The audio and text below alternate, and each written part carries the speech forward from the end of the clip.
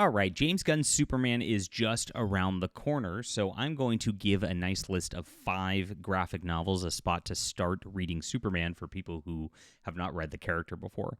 Now, there's a lot of misconceptions about Superman, and there's so many like redone origin stories and the like. I'm trying to avoid most of that stuff. I got one of them in here just because I really like this particular one.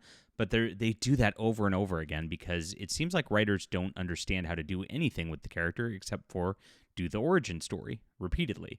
And it's tough. I mean, when you have a character that's this powerful, you have to make exceptions for things. But he didn't always start out this powerful, and that's exactly why I have DC Finest Superman, the first superhero, on this list. So I actually just read this this year.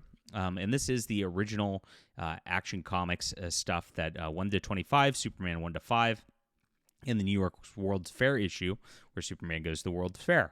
Kind of interesting that they put it Superman in the World's Fair. It was that popular when it first came out in the 30s, like already, that it was just building into an empire.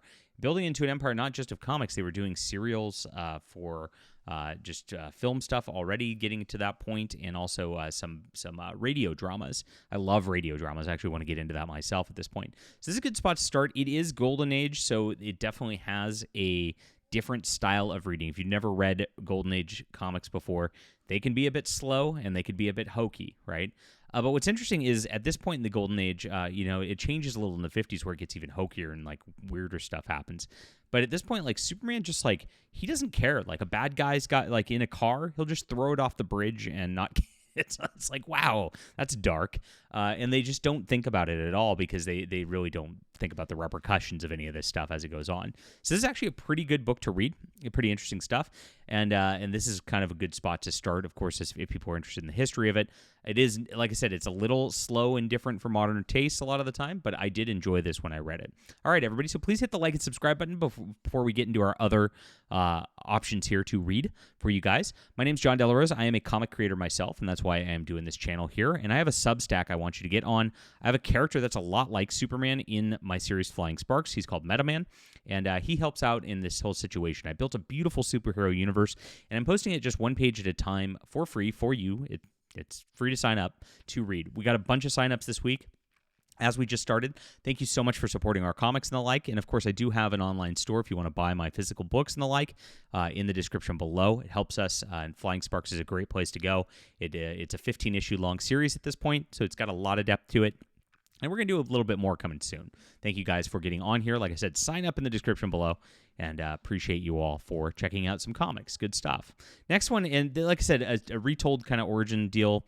Superman for All Seasons is that. And the reason I put this on here is because of Tim Sale's art. Tim Sale's unfortunately passed away last year, I believe it was, or maybe it was the year before. I don't remember. It's been a while. But this one right here actually just has him, as it says, earliest adventure, including leaving Smallville for Metropolis and battling his enemy Lex Luthor. And it's pretty good. This one has unlike the Golden Age, you get this kind of thing as he goes out there, and you kind of learn all the characters out there. And it is very fast-paced. Jeff Loeb, if you don't know, is a super fast-paced writer, and I love Tim Sale's art. Tim Sale's got this like very beautiful and distinct style that is just really, really nice for Superman. It feels really good for superheroes, and so this is a great book to check out. All right, my number 3 on this is going to be Superman for Tomorrow. This is not my favorite book of Superman. It was not my favorite storyline for Superman. However, I think they're drawing from a lot of this, no, they're not. I know exactly what they're drawing from. They're not drawing from this. I picked the wrong book right here, but I'm going to go with it anyway. The reason I'm doing so, it's an okay book. People vanish from Earth without a trace, and there's this whole like future problem that's going on. A hero needs to save things. I was totally thinking of Camelot Falls by Kurt Busiek, by the way, when I was talking about this. That's going to be my honorable mention. We'll get to that at the end of the video then, and I'll talk about that in a bit. This one, like, it's okay. Like I said, the art is beautiful. Like Jim Lee's art just really stands out and really shines in it. And so it's kind of a cool thing on that level. And it is a very different story with like a future to sort of take in it that has like real repercussions for what Superman does. And that kind of creates an interesting storyline that's a little different than you get in your standard fare. However, like I said, it's not the best, but it is something that like the art does pick up the story and make it a lot better because of that front. So it's, decent read on that level. All right. Next one is going to be the Superman Batman Omnibus Volume 1. So everybody loves Batman, right? And again, this goes back to Jeff Loeb. Jeff Loeb started at the beginning of this, and you've got some great art in here from Ed McGuinness and actually Michael Turner. And what happens in this Omnibus and some of the early issues is they reintroduce Supergirl into the DC universe, the movies, and of course James Gunn DC is going to be introducing Supergirl, so you kind of want to get into some Supergirl stuff in here. And with Superman and Batman together as a team-up, they end up doing some cool things. And like I said, like the Jeff Loeb pacing is really, really good. You've got a bunch of different writers in this because it goes for a long, long time. And some great stuff that's really good. Wonderful art and great pacing. And Superman Batman is just fun storytelling all the way around. This is just a very easy, light read for somebody who's like, okay, I want to check out the characters. Neat. It doesn't get as much into the Superman mythos all the way around as like the direct Superman stuff because it is focused on the two characters together and their juxtaposition, but that does add character depth to it. And like I said, they introduced Supergirl, which is kind of a big deal for the moment as well. And the fifth one, and my personal favorite, though this, I don't know if all of this is really like the best like first point. If you've never read Superman before, you might want to read one of those other ones I showed you first.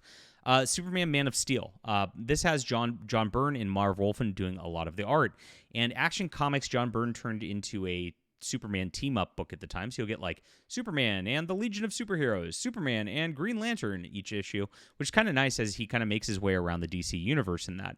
Meanwhile, he's got his own book called Superman, which John Byrne is also doing, where he is building out his own storyline and the like as well. Marv Wolfman, meanwhile, is doing Adventures of Superman with Jerry Ordway, who's like a classic artist as well, and they kind of cross over together and do some stuff in that.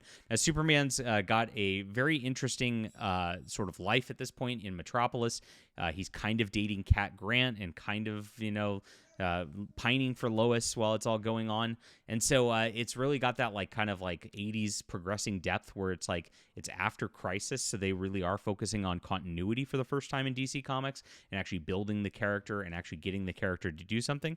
And as it builds up, it gets really, really interesting. They actually introduce a Supergirl in this volume, not this volume, but I think it's volume 4 of this series as well, and just good stuff all around. This is, like I said, probably my favorite Superman stuff. There's a lot of good other alternatives out there, and I know a lot of people like Grant Morrison and Frank Quitely's Superman, All-Star Superman.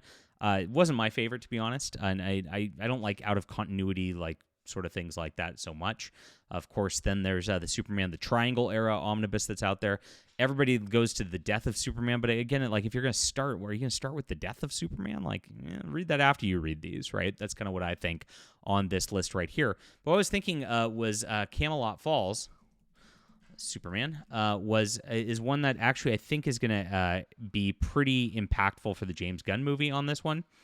Because this one ends up having some sort of trouble in this sort of deal, and he ends up dealing with this foreign country and having to deal with like the foreign relations type of things, which seems to be what the movie is going to be about as well. Now, this is kind of getting reprinted in a Superman by Kurt Busiek hardcover deal that's very similar to the Man of Steel ones.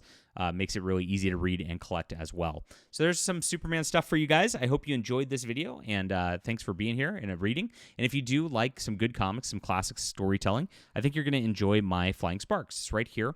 And we'll be doing more comics on here as well.